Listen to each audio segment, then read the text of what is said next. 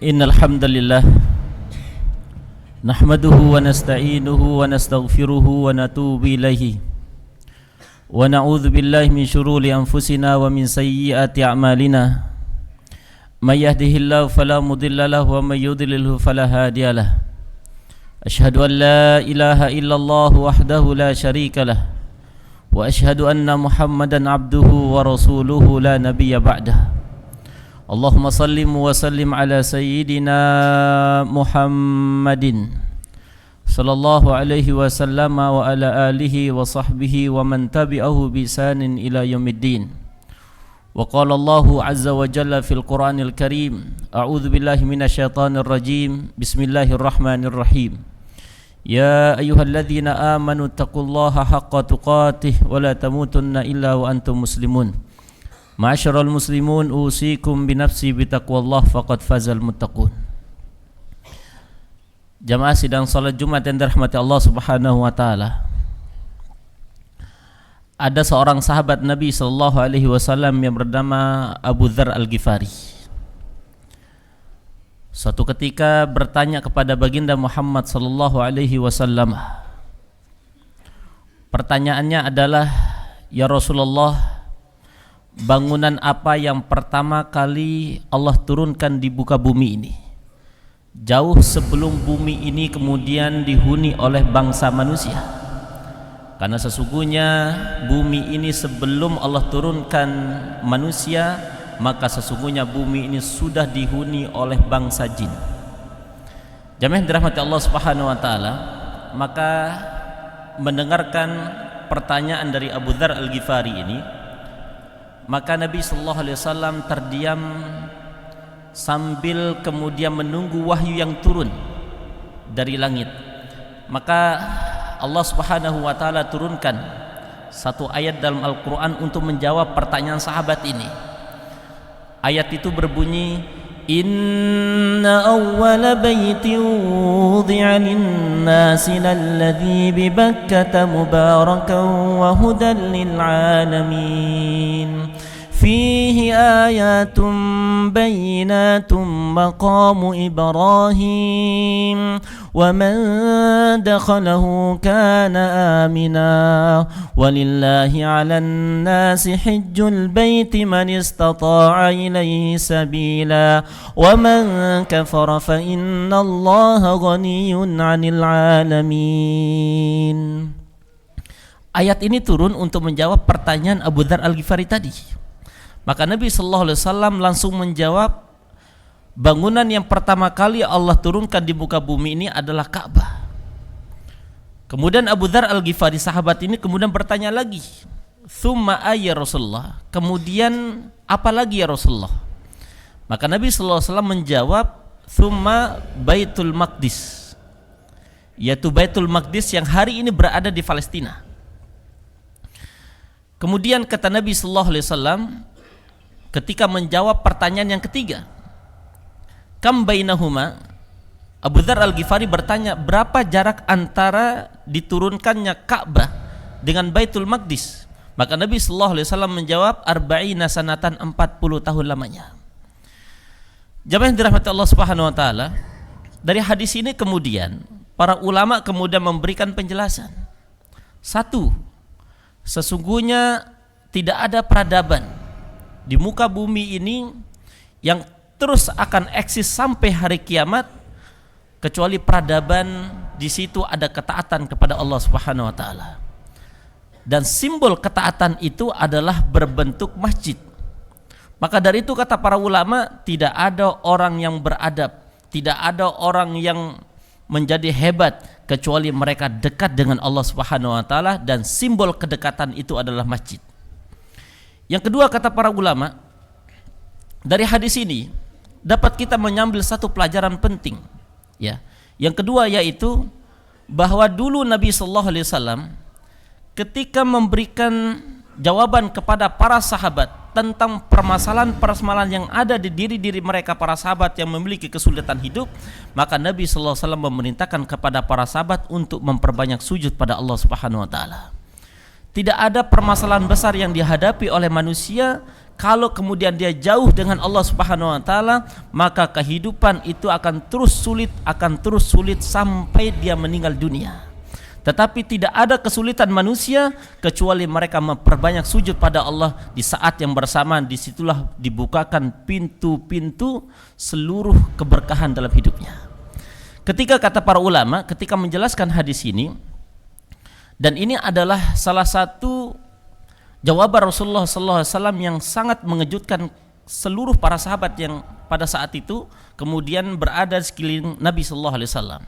Ketika Nabi SAW mengatakan, ya ayuhan nas, wahai manusia, innakum tuhsyaruna yaumal qiyamah, sesungguhnya nanti kalian semua manusia, mulai dari Nabi Adam sampai penghujung umat manusia di akhir zaman, innakum tuhsyaruna yaumal qiyamah, sesungguhnya nanti kalian itu akan digiring di hari kiamat, tempatnya di padang mahsyar, uratan, tidak satu pun di antara kita yang menggunakan busana, mulai dari ujung kepala sampai ujung kaki, Pak. Hufatan, tidak satu pun yang menggunakan alas kaki. Gurla, dan bagi kaum laki-laki kemudian tidak dikhitan. Disitulah kemudian kata Nabi SAW, amalan pertama kali yang akan dihisab itu adalah salatnya. Wa in salaha salah sairu amalihi, apabila baik kualitas salat seseorang di dunianya, maka yang lain insya Allah bisa diperbaiki. Wa in fasada sairu amalihi, apabila kualitas salatnya buruk, maka bisa dipastikan amalan yang lain kemudian tidak bisa di-upgrade pada saat yang bersamaan. Jemaah dirahmati Allah Subhanahu wa taala, ini menunjukkan betapa pentingnya salat dalam kehidupan kepribadian seseorang. Sehingga ulama menyebutkan, apabila ada orang punya urusan yang begitu ruwet, begitu kompleks dalam hidupnya, jangan-jangan dia tidak pernah sujud pada Allah Subhanahu wa taala. Dan kelima kata Nabi sallallahu alaihi wasallam,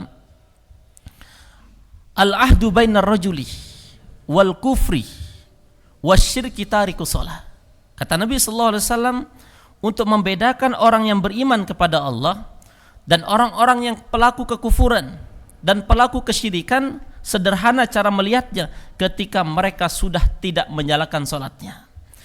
Sehingga dari hadis ini, ketika Imam Asy-Syafi'i memberikan penjelasan terhadap hadis ini, maka apabila ada orang yang tidak salat maknanya apa? Tidak menjalankan salat 5 waktu, maka ada 2 kemungkinan.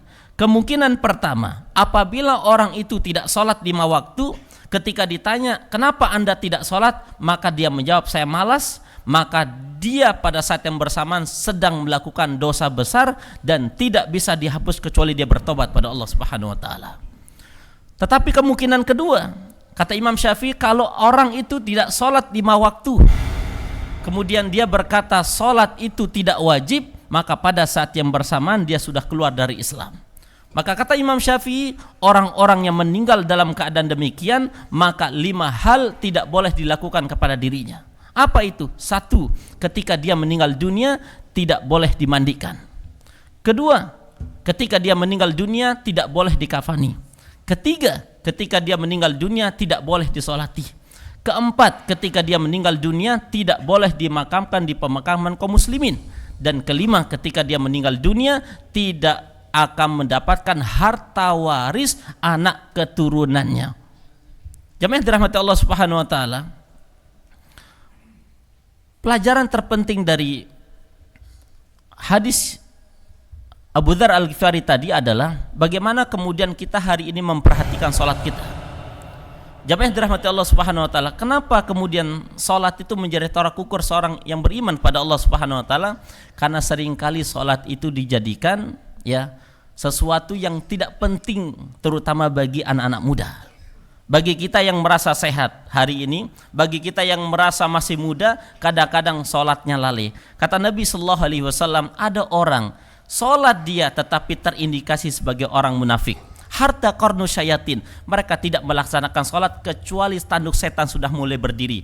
Kata Nabi sallallahu alaihi wasallam, kapan kira-kira tanduk setan itu sudah mulai berdiri? Mereka sholat asar tidak sholat asar tepat waktu kecuali sudah mulai menjelang maghrib dan matahari sudah condong ke arah barat. Dan kedua kata Nabi sallallahu alaihi wasallam, hatta qarnu syayatin, kapan tanduk setan yang kedua kemudian muncul, mereka tidak sholat subuh tepat waktu kecuali mereka sudah melihat matahari sudah terbit baru mereka sholat subuhnya. Jamaah yang dirahmati Allah Subhanahu wa taala, mudah-mudahan kita yang masih muda, yang masih diberikan kesempatan oleh Allah Subhanahu wa taala panjang usia, panjang umur, sehat walafiat, mudah-mudahan mulai hari ini yang masih kira-kira masih malas sholatnya, yuk azamkan mulai hari ini, mudah-mudahan kita istiqomah dalam menjalankan perintah Allah Subhanahu wa taala namanya sholat, dan mudah-mudahan kita berharap pada Allah Subhanahu wa taala akhir daripada cerita kehidupan kita adalah husnul khatimah, kemudian dimasukkan dalam surganya Allah Subhanahu wa taala. Hadanallahu wa iyyakum.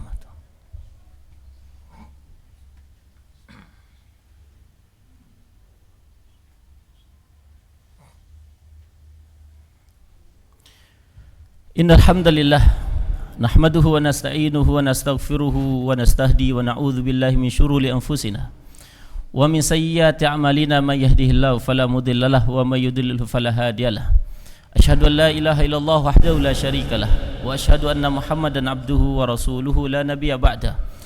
Wa qala Allahu azza wa jalla fil Qur'anil Karim, innallaha wa malaikatahu yusalluna 'alan nabiy ya ayyuhalladzina amanu sallu alaihi wa sallimu taslima. Usikum binafsi bitaqwallah faqad fazal muttaqun. Allahumma ighfir lil muslimina wal muslimat wal mu'minina wal mu'minat al ahya'i minhum wal amwat.